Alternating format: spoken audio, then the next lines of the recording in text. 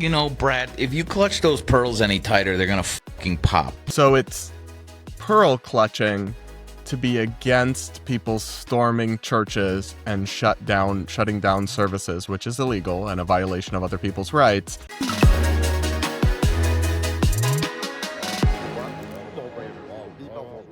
Guys, what we do here on the Bread versus Everyone podcast doesn't always go over so well with some folks who struggle with the concept of nuance and nonpartisan analysis.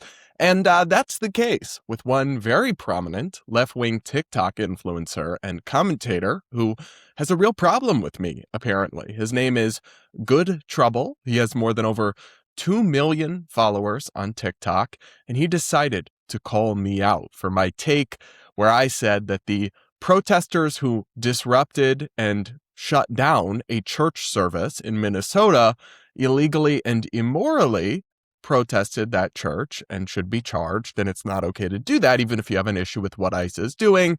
Disrupting a church service is illegal and is not peaceful protest. I didn't realize that was a hot take, but apparently some people were very upset by that, including Good Trouble. So we're going to listen to his video calling me out for hypocrisy that he hallucinated, and then we're going to read some of the delightful comments that were populated in his comments section. Then, of course, so much more coming up later in the show, but let's take a look at that video. Just like Jesus did, we went into that church and we flipped tables peacefully. Renee, good! Renee, good! These hoes are going to jail. Some of them, at least. For example, the guy behind the camera in this video probably going to jail. And the activist who organized this whole thing to disrupt something like this isn't peaceful protest. You don't have a First Amendment right to go trespass on other people's property, shout them down while they're worshiping, and stop their service from continuing while scaring. Wait, I kind of ate. I love how he's just playing me eating up, as if I look bad in this clip. While scaring all these children and families in the process. It's an absolute terrible thing to do. It makes you look crazy and deranged, and it's a crime. You know, Brad, if you clutch those pearls any tighter, they're gonna fucking pop. You want to...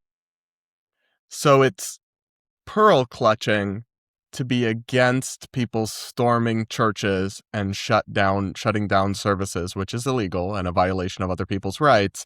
And there were a bunch of kids and families that were upset and scared by the whole experience. I don't know, man. Accusing me of pearl clutching for being against that, like a real world criminal incident, seems strange. I don't think that's pearl clutching. I think it's a legitimate concern to have about protesters going too far and activists breaking the law, but go off, I guess. Also funny, I don't know much about Good Trouble, so maybe this doesn't apply to him, but it is comical to be accused by a progressive of pearl clutching when maybe he didn't do it. I don't know, like I said, but a lot of them pearl clutched over microaggressions and minor verbal tics for like a decade. So anyway, let's keep going here. Pop. You want to try and argue the legality of this protest? Go nuts, dude. But do not try to appeal to other people's morality about... Hold on. Did he just admit that I'm right that they committed a bunch of federal crimes? That seems like a bigger deal than he just skated over. Okay. About scaring mothers and children in their spaces. You mother talking out of both sides of your neck. ICE is tear gassing vans full of children, and you're over here doing what? No one is buying this framing, Brad. We're watching people getting pulled out of their cars unconscious, beaten unconscious, and you're worried about people yelling in church? Off, dude. You see, what a lovely video. He did this thing that some people do, which I don't understand. Maybe it's just like a marketing gimmick, or it just makes their videos engagement higher. But if you just swear a bunch of times and seem like you're really worked up, that doesn't make you, it's not authentic, first of all. You're putting on an act for the camera, and it shows. But it doesn't make you more or less correct just because you act indignant. Like, that's not an argument. That's not persuasive. And the number of F-bombs used in your clip does not correlate to the strength of your argument or perspective. It just makes people who edit videos like myself, our job harder when we have to bleep them all out. But look, I have a couple more thoughts to offer on this, including some receipts that he didn't bother to do any basic research or anything. But And we're going to go look at the unhinged comment section because, boy, they did not like me over there.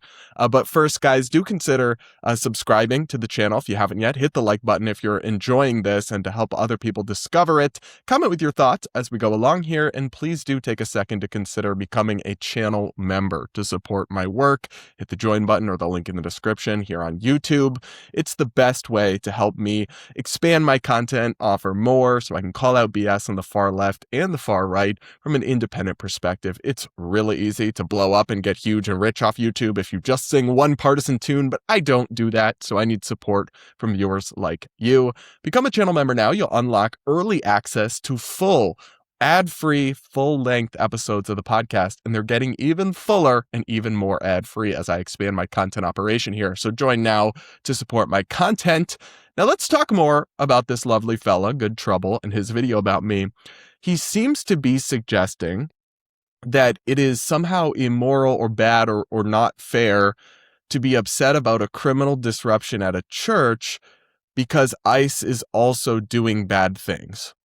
And I struggle with this because let's say that we take at face value his interpretation of events with ICE and that they're really bad. And I've talked about some of it on the show, which of course, he acts like I just am a blind ICE supporter. Not true. Been very critical of some of their actions. Some of their actions I think are legitimate. I want violent people deported from the country. I want people who are abusing welfare deported from the country. But even in the same podcast episode that clip is from, I talked about multiple instances where I thought ICE officers or DHS officers had gone too far or abused their power or behaved in atrocious ways, but just not even 5 seconds of research. I've otherwise been very outspoken against some of the Trump administration's immigration crackdowns, like sending people to El Salvador without due process. I dedicated multiple segments and columns to that exact story and how I thought it was a real violation of fairness and due process and human rights. But he just wants to shadow box with this straw man of me as somebody who only cares about bad things when they happen to church goers, which again, it's like, that could still be bad. I really struggle when people do this because you'll hear this from right-wing types when they're trying to justify some far-right excess. They'll say, well, you're mad about this when the left is doing this really bad extreme thing. It's like two things can be bad at once. And the only one making a comparison is you. It is okay to be upset, and actually I think morally ethical and compelling to be upset both by when ICE abuses their power or goes too far, and by when protesters break the law and scare kids and family. Like, these things aren't inconsistent. You can be against both. And even if I was against, even if he had successfully proven some hypocrisy on my part, which I really don't believe that he did, that wouldn't make me wrong about the church. It would just mean that I'm not consistent about applying that same logic to ICE, but I still wouldn't be wrong about the situation at the church. It's not actually disproving any of my points or offering any sort of defense for their actions. And it's just it's kind of a microcosm of like this clipping culture, which everyone participates into to some extent in what we do in content creation, where you just take a little soundbite of somebody and you don't do any research about them or look at the context it was set in or their full perspectives and make a bunch of assumptions about them. I'm sure I've been guilty of it at some point, but I do try not to. Like when I react to crazy Candace Owens clips or other clips of like CNN or other things, I usually try to find the full thing and watch it at least. Even if I only react to a clip, I try to watch the full thing. I'm sure there's instances where I haven't done that, but generally speaking, I think he didn't do any research. He assumed I was just some caricature. He's used to only engaging with people who are either Team Blue or Team Red automatons, and the discovery of somebody who does have critical thinking and does have an independent perspective and can hold two truths to be true at the same time, or can have nuance about some of these questions, simply doesn't cross his mind because, I don't know, he doesn't operate in that sphere. But I found his criticism to be remarkably bad faith. And then I wondered, I knew he made a video, one, because he tagged me, which I do appreciate. I appreciate if you're going to make a video about me, tag me, because then I'd like to see it. Maybe I'll respond, maybe I won't, depending on whether you raise any interesting points or whether you're a knowable creator or not. But I'd rather, if you make a video about me and don't tag me, I probably won't see it. And it's like, say it with your chest, bro. So I respect that. I appreciate that from Good Trouble here. But The comment section, and I should be clear, I don't blame him for this. I don't attribute a comment section to a creator, right? I only attribute it to the people who made the comments. But they were so unhinged and so angry at me. I want to read some of them with you guys. They were really obsessed with my sexuality. And they just make all these assumptions that they can't understand anyone. So somebody wrote, "You don't have a First Amendment right to trespass." Oh, what's his stance on January 6th? Like, they just assume that I couldn't also be against that without any research. Or actually, I think January 6th was a disgraceful riot, and I think Trump was absolutely wrong to pardon the ones who violently assaulted cops, and even the people who didn't were rightfully charged with trespassing and other offenses. Now, we could have a broader conversation about whether some of them were treated unfairly by the justice system. But still, yeah, I totally condemn January 6th, always have, and always supported people being prosecuted who broke the law that day. But they just make a bunch of assumptions and keep it moving. And somebody else wrote, "As a gay, can I make a remark about his sexuality, please?" Yeah, sure. What's the remark? They assume you must be so many of them assumed I must be a closeted DL MAGA, and none of the above. Somebody else wrote, "People like Brad don't get bullied enough." Yeah, that's what progressives need to do.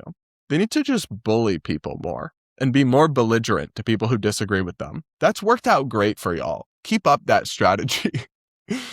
Another person wrote, "He's absolutely one of the ones crashing the Grindr servers, but don't tell his GF that, ... Yeah, I'll tell my girlfriend that right away, folks." It's like, they live in they create entire fan fictions about you before even bothering to do a Google search. It's really remarkable stuff to see. And somebody else said, "I've never wanted to reach through a screen more than I do right now."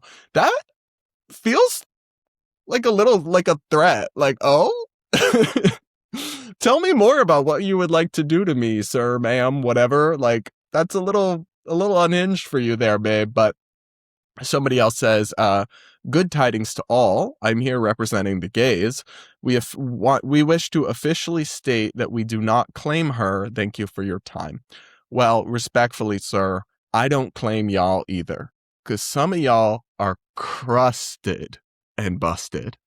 Anyway, some more here. "Pretty boy Brad should stick to modeling for Mattel." Oh, you're saying I'm pretty? Okay.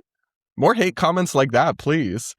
Somebody else wrote, "If Brad were any further in the closet, he'd be in Narnia." Again, what does that mean? I'm not in the closet. I haven't been since 2019. But whatever suits your narrative, babe.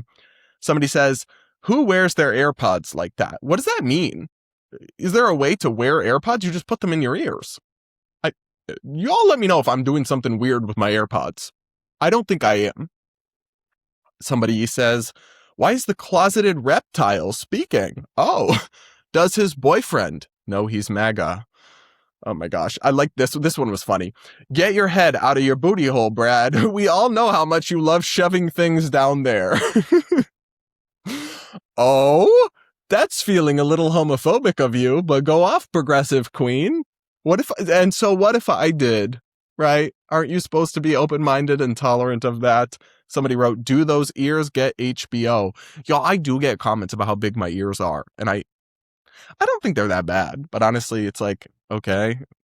I'm not particularly insecure about my appearance. Somebody else says, "Thank you for calling him out with his white gay man privileges." Oh my god, I hate it here. I cannot believe they're still doing this. The next comment, "It's always a gay white man." Oh, y'all.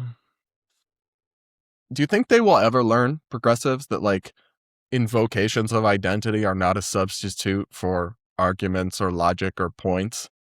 I hope that they do, but you can't count on it. You really can't. Anyway, I found this TikToker's video disappointing, but sadly typical of the kind of content that he and others like him make. Devoid of nuance, makes a bunch of assumptions, argues in bad faith, substitutes rhetorical flourish and fake displays of emotion for actual arguments and logic. So, sadly kind of par for the course for online discourse these days. But what did you guys think? Let me know in the comments. Make sure you're subscribed if you aren't yet. Hit the like button, and please do consider becoming a channel member to make people like those in the comments of Good Trouble's video very, very sad by supporting my work and helping me expand.